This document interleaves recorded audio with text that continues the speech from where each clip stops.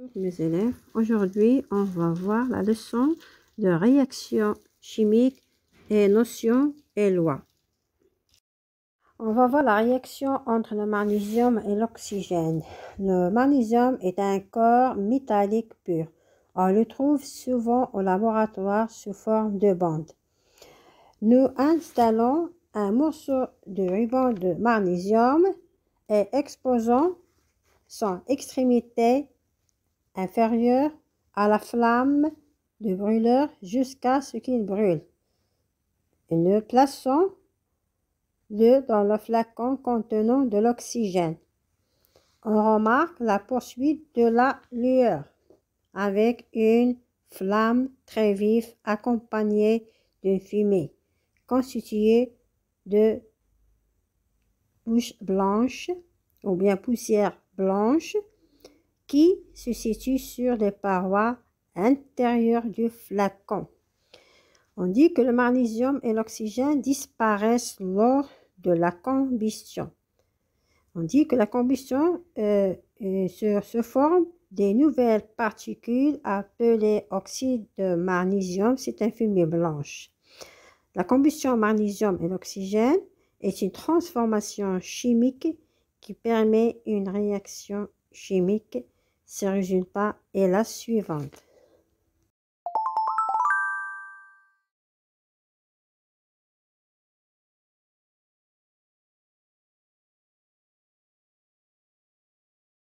Dans cet paragraphe, on va prendre deux corps en poudre solide, le fer et le soufre. On va prendre d'abord 7 grammes de fer en poudre et 4 grammes de soufre en poudre. Puis, on mélange bien le fer avec le soufre. Lorsque nous apprenons un aimant en approchant au mélange de fer avec le soufre, on observe que le fer est séparé du soufre ou le fer colle à l'aimant. Nous mettons le mélange de fer et de soufre sur le four à la flamme d'un brûleur à essence. Nous chauffons une partie du mélange jusqu'à ce qu'il s'allume. À la fin de l'expérience, on amène un morceau d'aimant vers l'objet résultant. On s'aperçoit que l'aimant n'attire pas le fer, car ce dernier a disparu en fin de combustion.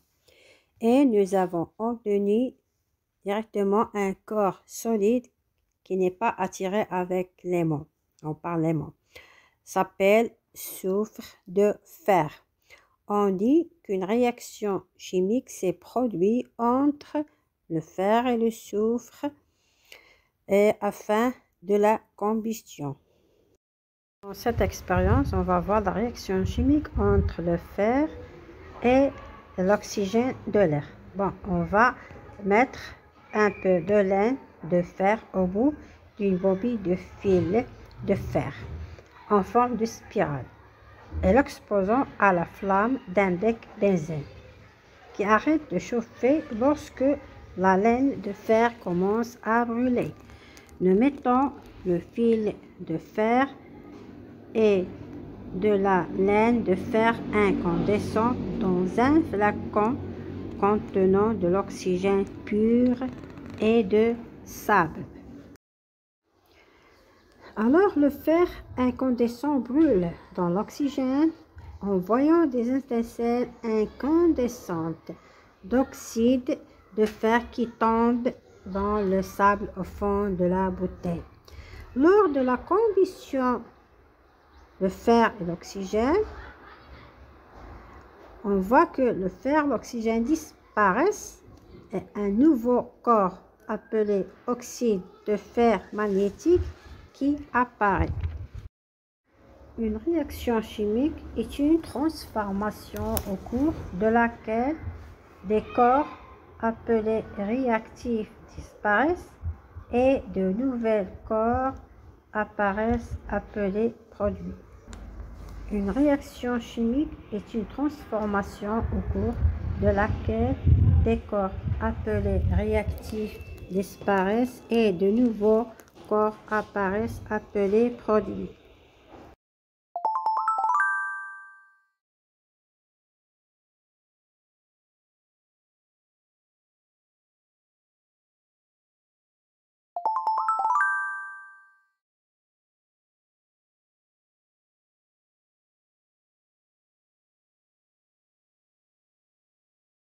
Nous mettons au-dessus de la balance électronique un morceau de chaux et un ballon contenant de l'acide chlorhydrique, puis on mesure la masse du groupe.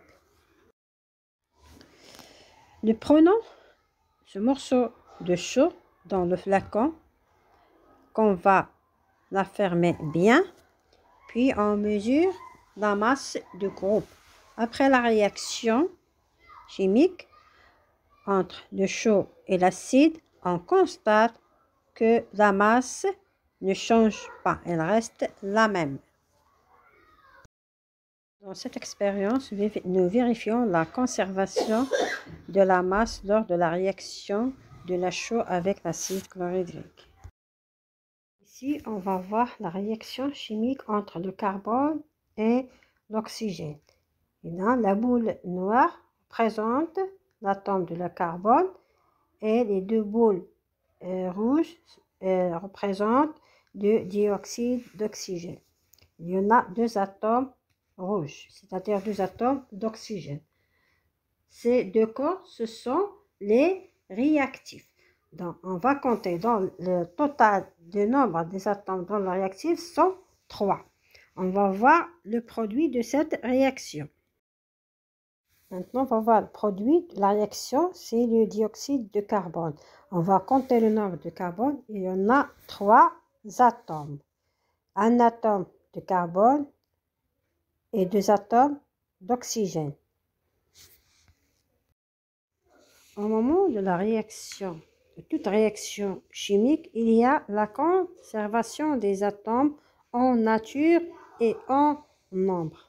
Comme vous voyez dans cet exemple, on va représenter cette réaction chimique avec des symboles des atomes et des molécules. Dans ce cas-là, on dit que la réaction est équilibrée. C'est quoi équilibré? C'est-à-dire il y a le même nombre d'atomes dans les réactifs et le produit.